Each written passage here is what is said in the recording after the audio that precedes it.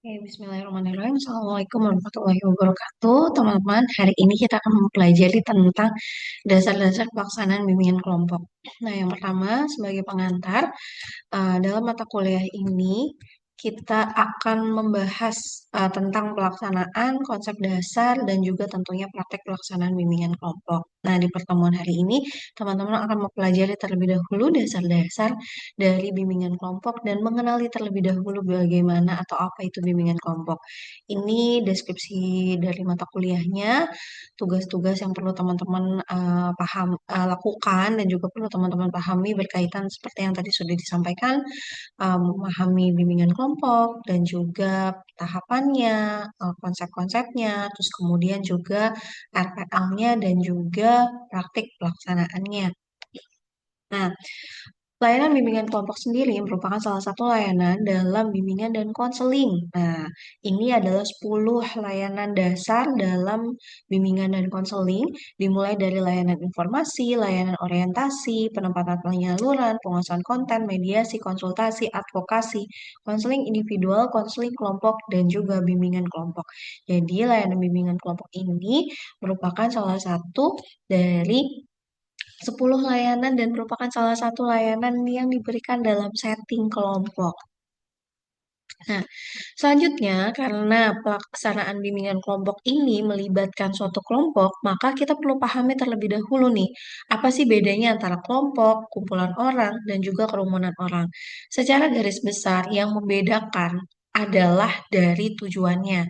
Dalam kelompok itu pasti ada tujuan utama yang merupakan tujuan bersama.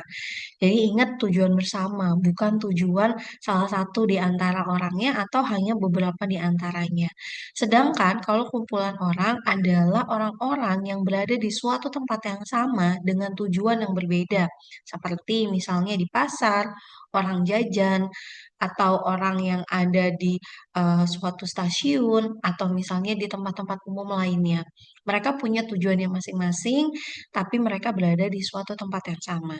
Sedangkan kalau kerumunan orang adalah jumlah orang dengan kuantitas tertentu gitu ya, yang hanya terjadi di momen-momen tertentu saja gitu, yang bisa bubar dengan cepat.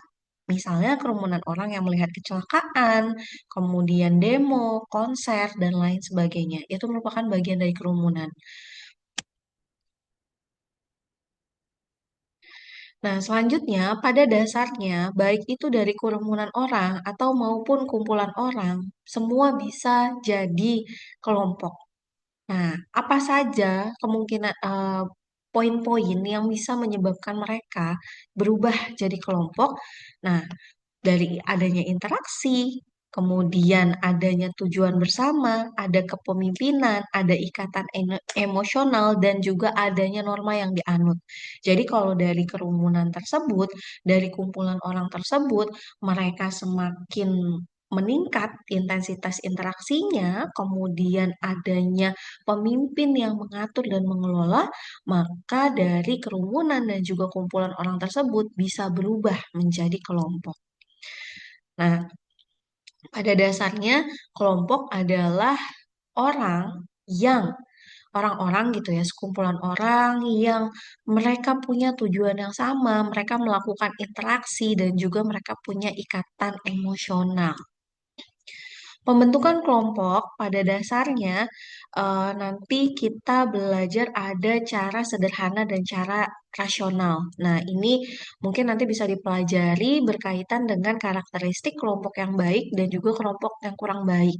Nah, yang perlu diperhatikan agar nanti kelompok yang teman-teman atau ibu bapak buat, nah itu bisa memiliki karakteristik yang baik.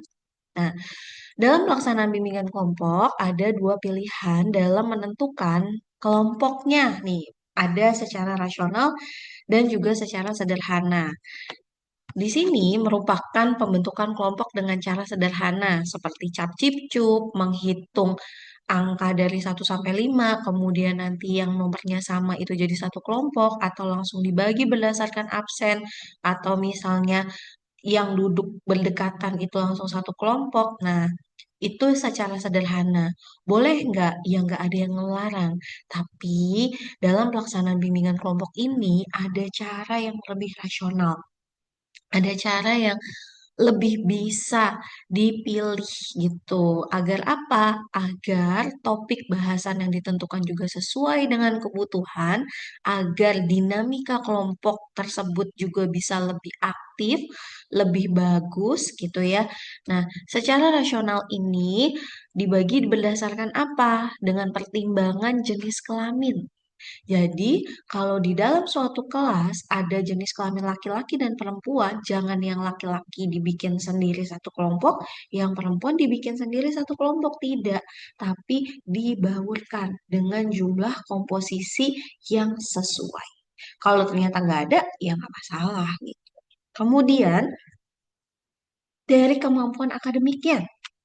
Nah, dari kemampuan akademik ini, jangan sampai nanti pada saat pembentukan kelompok, ada kelompok yang memiliki kompetensi akademik rendah semuanya dalam satu kelompok tersebut, tapi ada satu kelompok yang memiliki kompetensi akademik yang superior, yang sangat tinggi. Nah, itu juga tidak diharapkan.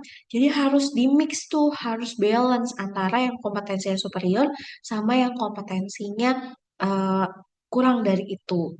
Kemudian dengan mempertimbangkan suku bangsanya, latar belakangnya, rumahnya, tempat tinggalnya gitu ya. Jangan sampai nanti pada saat kerja kelompok atau pelaksanaan bimbingan kelompok ternyata ada satu orang yang rumahnya tuh jauh banget atau ada satu orang tadi yang suku bangsanya tuh sangat berbeda sehingga sulit diterima dalam kelompok tersebut. Dan yang terakhir, yang paling penting, yang paling dibutuhkan dalam pembentukan kelompok untuk bimbingan kelompok ini adalah dari hasil instrumen non-tes seperti AUM umum, AUM PTSDL, kemudian inventory tugas perkembangan atau angket sederhana dan juga sosiometri yang dengan instrumen tersebut kita jadi mengetahui mereka tuh butuhnya tuh apa. Kemudian, dalam pelaksanaan bimbingan kelompok terdapat tiga komponen utama. Yang pertama tentu harus ada pemimpin kelompoknya. Yang kedua ada anggota kelompoknya. Yang ketiga ada perangkat layanannya. Nah, kita bahas dulu tentang si anggota kelompok. Secara garis besar, anggota kelompok merupakan peserta didik yang terlibat dalam kegiatan bimbingan kelompok ini yang perlu dibina, yang perlu dibantu, yang perlu diajak berdiskusi. Nah, di sini ada peran dari anggota kelompok, di antaranya adalah mengikuti seluruh kegiatan pelaksanaan bimbingan kelompok, terlibat secara penuh, berusaha agar bisa membantu pelaksanaan bimbingan kelompok, kemudian juga berkomunikasi secara terbuka, saling berbagi, atau singkat ceritanya, ketika dia sudah menjadi anggota kelompok, maka dia mengikuti seluruh rentetan secara aktif, secara kooperatif, dan juga secara terbuka.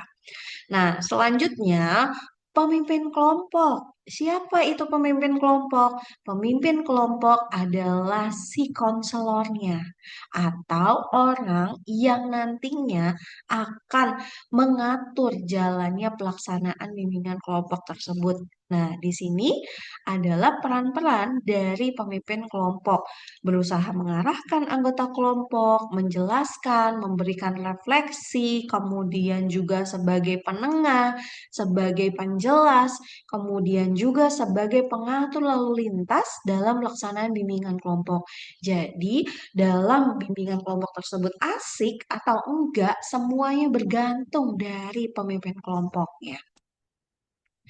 Nah, di sini tugas pemimpin kelompok yang pertama adalah aktif mendengar dari setiap masukan, setiap pendapat dari anggota kelompoknya, kemudian juga merefleksi, menguraikan dan menjelaskan pertanyaan, meringkas penjelasan singkat dan pemberian informasi, mendorong dan mendukung anggota kelompok, kemudian mengatur nada suara, memberikan modal dan penyingkapan diri, serta penggunaan matanya juga perlu diperhatikan dan ini tugas dari si pemimpin kelompoknya. Dalam pelaksanaan bimbingan kelompok tentunya ada dua bentuk komunikasi yang dilakukan, baik itu secara verbal maupun secara nonverbal. Jadi, semua komunikasi ini saling terlibat satu sama lain untuk bisa terbentuknya pelaksanaan bimbingan kelompok yang ideal. Kemudian, komponen komunikasi verbal dalam layanan bimbingan konseling terdiri dari interaksi, adanya konselor dan konseli, serta adanya bahasa yang terdiri dari ruang lingkup kognitif, afektif, dan juga psikomotorik. Nah, dalam ruang lingkup kognitif, maka bahasa yang dibuat oleh konselor adalah bahasa yang mengajak konseli untuk berpikir, menganalisa, dan mengevaluasi. Contohnya, bagaimana menurut Anda? Contoh lain, misalnya kita ngebahas tentang rokok.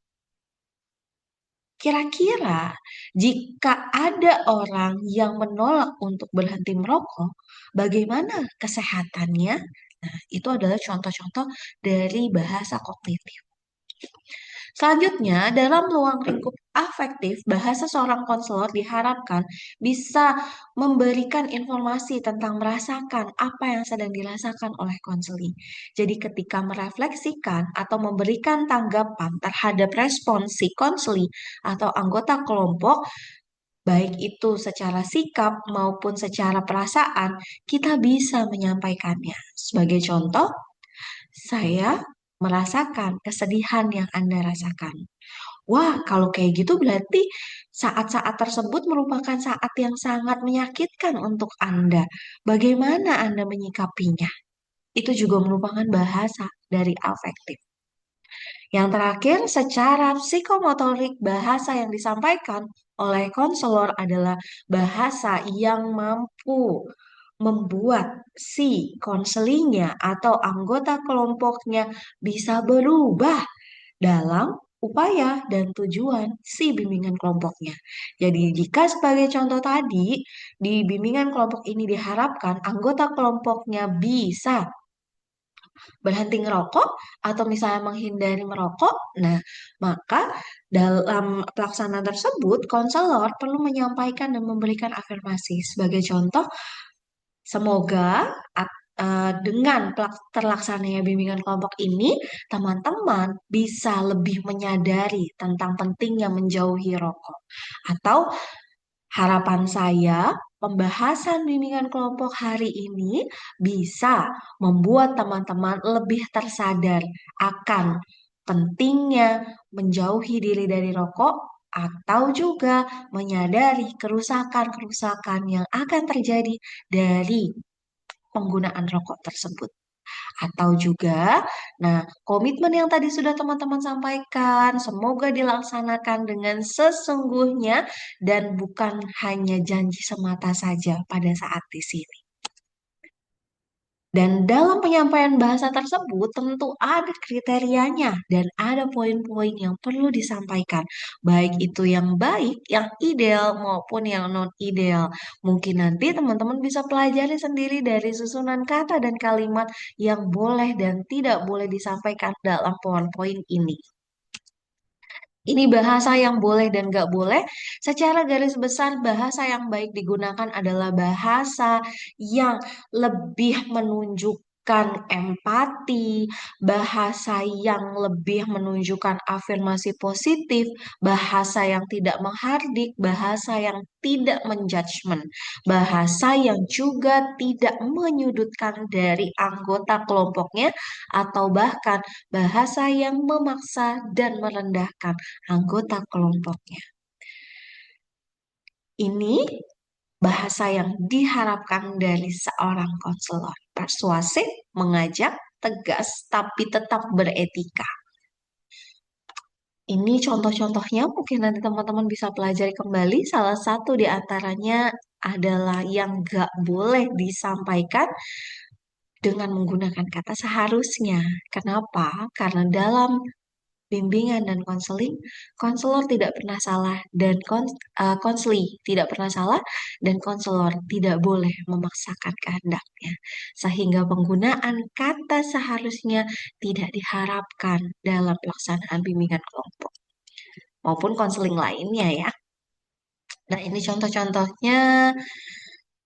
Ini juga bentuk-bentuk kata dan kalimat yang perlu dihindari.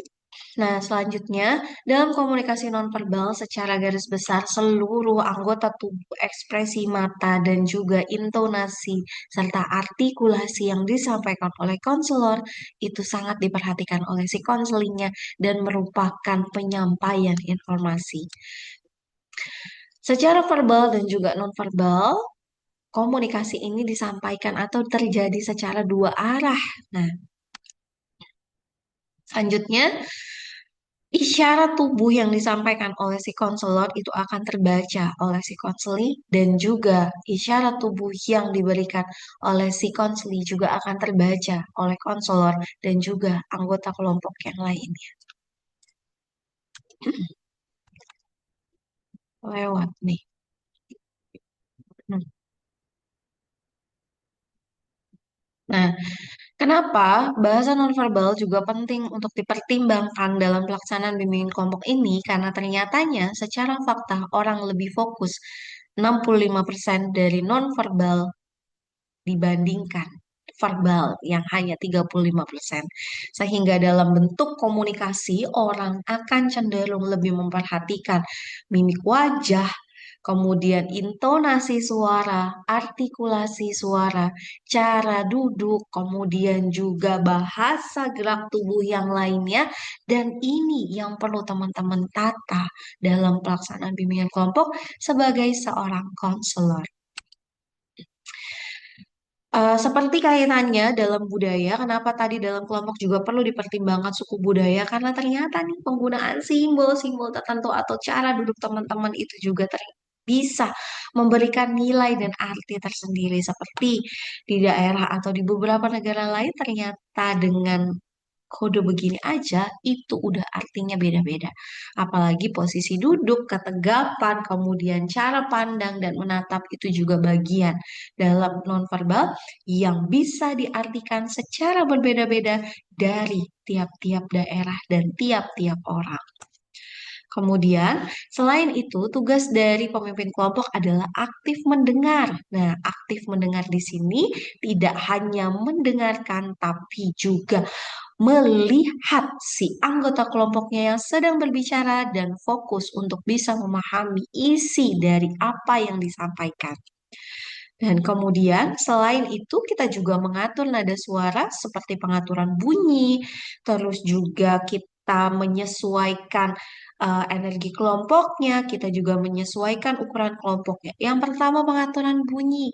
Di momen-momen tertentu mungkin teman-teman bisa menekankan beberapa kata-kata atau bisa menekankan di akhir, di awal kalimat teman-teman yang memang di sana dibutuhkan penekanan yang lebih mendalam. Seperti misalnya, apa ya contohnya? Jadi, teman-teman, dalam pelaksanaan bimbingan kelompok ini, teman-teman diharapkan bisa mematuhi seluruh aturan-aturan yang ada, seperti sukarela dalam mengikuti kegiatan bimbingan kelompok ini, kemudian terbuka dalam menyampaikan informasi. Nah, dari kalimat tersebut ada beberapa kata-kata yang ditekankan. Nah, disitulah pengaturan bunyi. Jadi ngomongnya nggak datar. Kemudian juga dari energi kelompoknya. Ketika energi kelompoknya sedang wah, sedang optimal, atau sedang sunyi, atau lagi rame sendiri, teman-teman juga bisa mengatur suara yang disampaikan. Dan juga hal ini berpengaruh pada besar kecilnya ukuran kelompok. Mungkin bagian ini nggak hanya khusus buat bimbingan kelompok, tapi juga untuk kelompok-kelompok lain, baik kecil, sedang, maupun kelompok besar.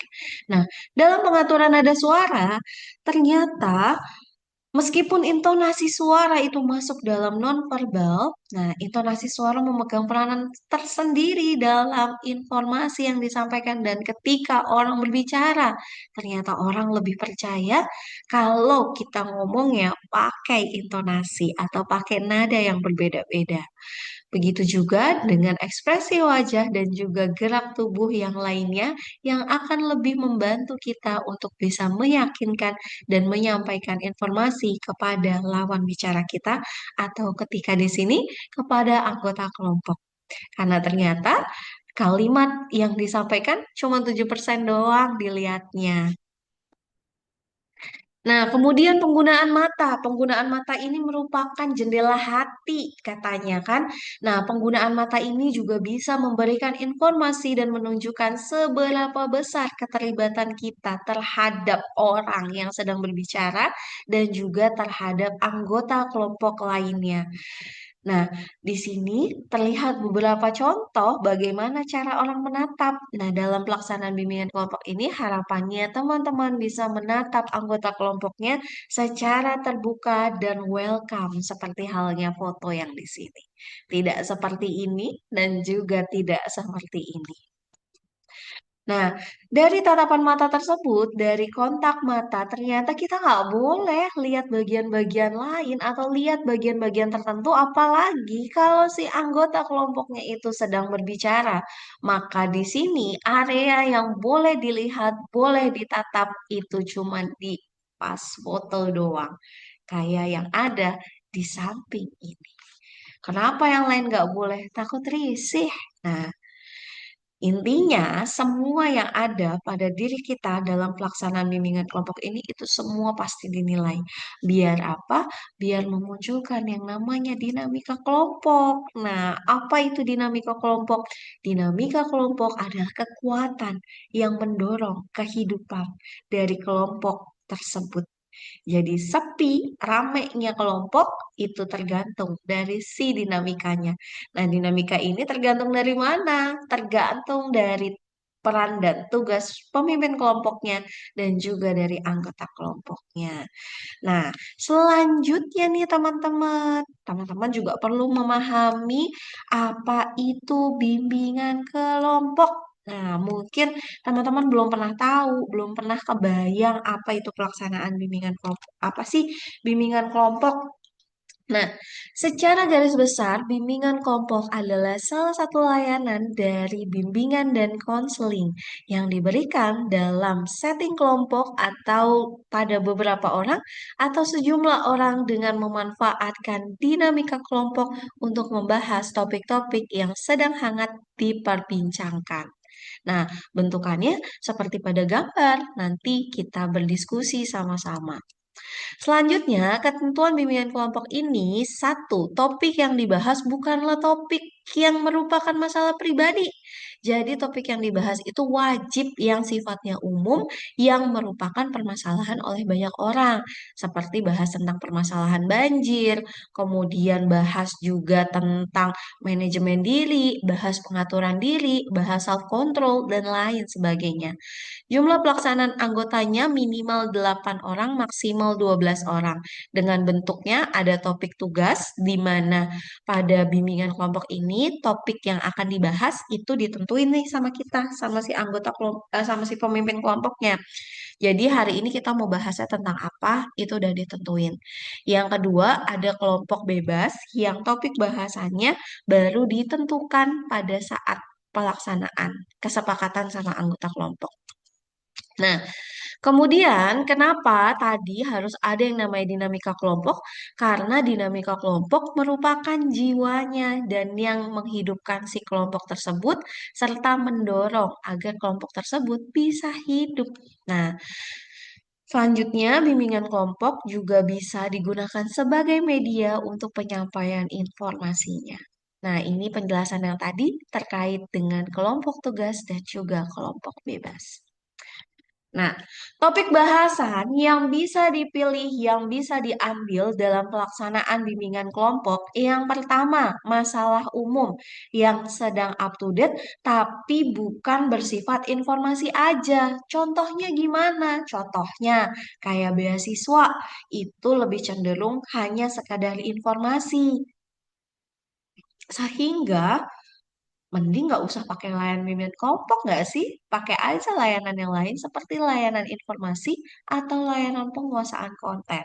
Nah, yang sifatnya umum seperti yang tadi sudah disampaikan atau dicontohkan, bagian dimensi dari self seperti asertif, self-esteem, kemudian juga pembukaan diri, kemudian juga bisa bahas tentang prokrastinasi, bisa bahas juga burnout. Nah, tapi perlu catatan hindari pembahasan yang sifatnya terlalu psikologis berkaitan dengan kesehatan mental, karena itu juga bukan ranah kita. Kemudian tidak berkaitan dengan masalah pribadi baik diri sendiri maupun orang lain, alias tidak membahas permasalahan diri seperti cinta beda agama, terus kemudian poligami, terus juga bahas tentang strict parent. Nah, itu mohon untuk dihindari karena nanti akan menimbulkan keambiguan dan di poin selanjutnya juga akan dijelaskan kalau topik bahasannya harus dibutuhin sama anggota kelompok dan bisa mengembangkan kompetensi sama wawasan. Jadi bukan hanya sekedar pembahasan gosip atau juga bukan hanya sekedar informasi yang harus diterima begitu saja tanpa ada diskusi dan juga pemikiran. Kemudian, topik yang dibahas haruslah yang berkaitan dengan bidang bimbingan baik pribadi, sosial, karir maupun juga belajar. Tentunya topik tersebut harus menarik. Judulnya boleh diubah sesuka hati teman-teman, yang penting bisa menarik si anggota kelompoknya. Seperti fenomena nomofobia harus dilawan atau diikuti. Bisa seperti itu ya. Kemudian, bimbingan kelompok terdiri dari 4 tahapan, meskipun beberapa literasi menjelaskan bahwa pelaksanaan bimbingan kelompok terdiri dari 5 tahapan. Tapi dalam mata kuliah ini, tahapan yang dipakai adalah yang 4. Kenapa? Karena tahap penyimpulan yang di sini nih, itu juga akan masuk dalam tahap pengakhiran. Secara garis besar, tahap pembentukan itu lebih ke attending. Nah, poin-poin tahapan ini kita jelaskan dan kita bahas di pertemuan berikutnya. Kemudian ini format untuk pelaksanaan bimbingan kelompok. Jadi dalam pelaksanaan bimbingan kelompok, secara garis besar semua anggota kelompok dan pemimpin kelompok fokus pada permasalahan, bukan fokus pada salah satu individu. Bisa dilaksanakan secara luring dan juga bisa dilaksanakan secara daring, tapi tidak efektif. Nah, jadi teman-teman tetap melakukannya nanti dalam bentuk luring. Kemudian, tujuan bimbingan kelompok adalah agar anggota kelompoknya bisa memahami topik yang sedang dibahas, memiliki wawasan dan pengetahuan baru terhadap topik yang dibahas, serta lebih berani berbicara di depan umum, lebih punya kemampuan menanggapi orang lain, lebih mampu bisa menyusun kata-kata dan kalimat, bisa berpendapat, dan bisa membuat orang lain paham atau mengutarakan ide dan pemikirannya. Dan yang terakhir, tujuan dari bimbingan kelompok adalah merespon kebutuhan minat peserta didik. Tapi tujuan yang ini nanti nggak usah teman-teman sampaikan pada saat penstrukturan di bimbingan kelompok. Hah? Penstrukturan? Apa tuh? Nanti ya kita bahas. Fungsi bimbingan kelompok cuma ada dua, untuk pemahaman dan juga untuk pemahaman. Karena dalam bimbingan kelompok ini, kita berusaha untuk memberikan pemahaman dan informasi baru, serta mengembangkan potensi dari anggota kelompoknya. Ini ada asas-asas atau poin-poin yang perlu disampaikan, tapi pada saat penyampaian ke anggota kelompoknya, teman-teman nggak usah nyebutin asas-asasnya, tapi kalimat aplikatifnya harus apa. Kemudian penyampaian asasnya pun juga perlu berurutan karena dalam pelaksanaan bimbingan kelompok ini, asas yang ditekankan adalah asas kesukarelaan, keterbukaan, kerahasiaan, dan juga kenormatifan. Nah, ini ice breakingnya nih. Jadi dalam pelaksanaan bimbingan kelompok ini, teman-teman juga bisa melakukan ice breaking. Ice breakingnya bisa berupa ice breaking asa otak, permainan kata, bisa dance, gerak tubuh, atau juga permainan-permainan kerjasama.